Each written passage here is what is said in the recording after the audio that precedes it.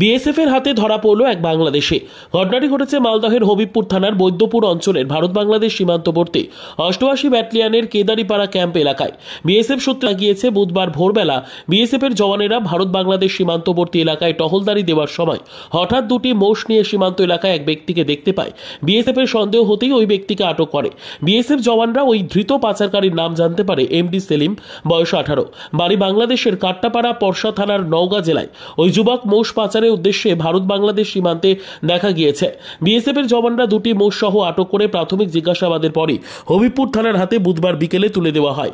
যদিও বিএসএফ ও হবিবপুর থানার সূত্রে এখনো পর্যন্ত তার কাছ থেকে উদ্ধার হয় একটি দা ও দুটি মোষ। ইতিমধ্যে হবিবপুর থানার পুলিশ ও বিএসএফ এর তরফ থেকে জানা গিয়েছে সীমান্তবর্তী এলাকায় কি উদ্দেশ্যে এসেছিল তা খতিয়ে দেখা হচ্ছে।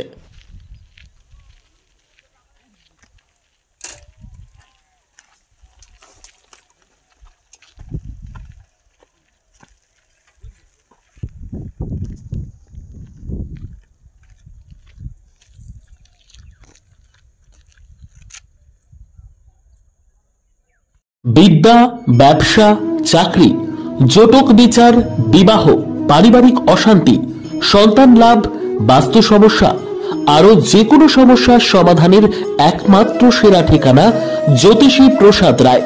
আর দেরি না করে আজই চলে আসুন প্রসাদ রায়ের কাছে।